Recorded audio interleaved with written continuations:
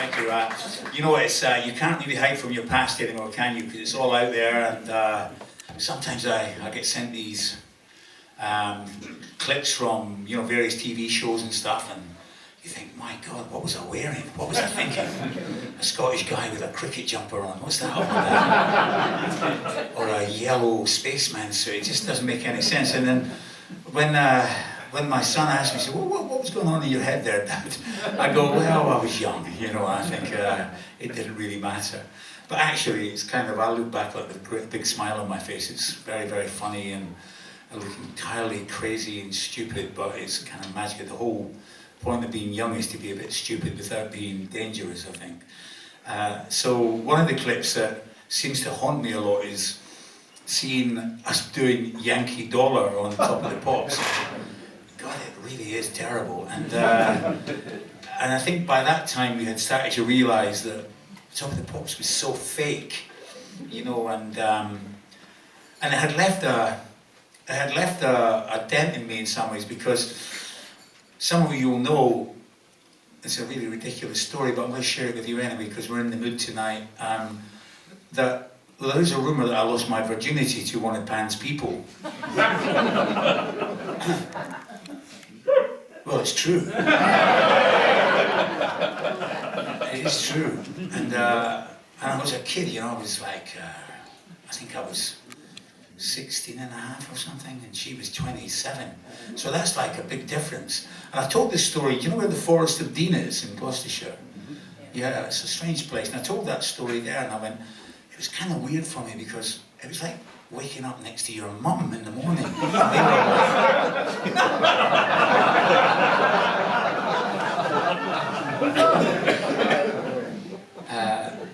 So probably that might have been my... Which one was it? Well, that's for your imagination for later.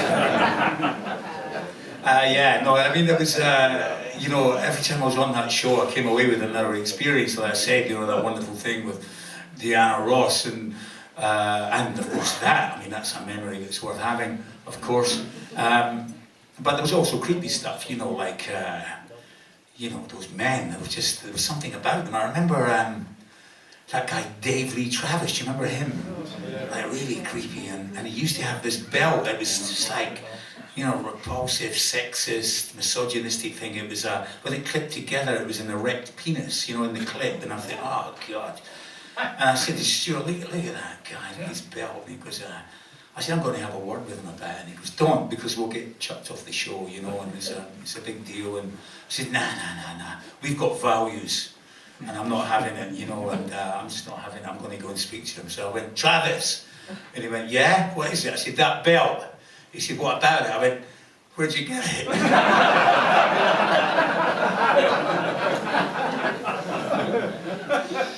Yeah, in all of us lurks a coward. Anyway, this is a song that creep introduced. This is Working for the Yankee Dollar.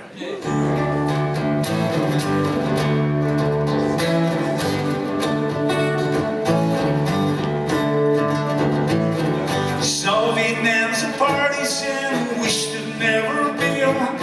Held a rope on through the scope, I wished I'd never seen. The air turned red as the bodies bled into a schoolboy's dream.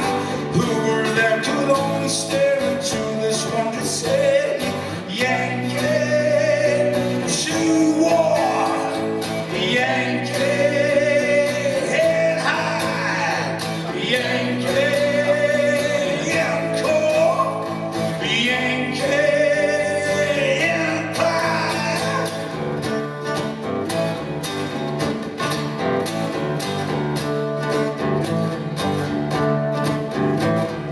Germany in the 45, my mind was on the ocean.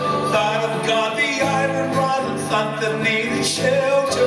Trigger playing a man insane, and eyes that got much colder.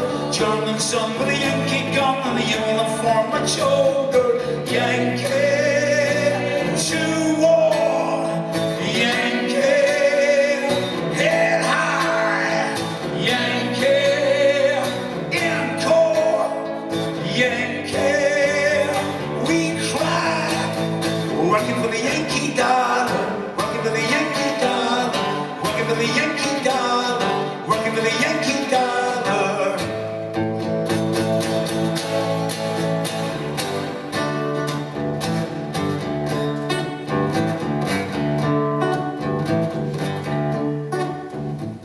Processions bear that human flair which mark a hero's welcome.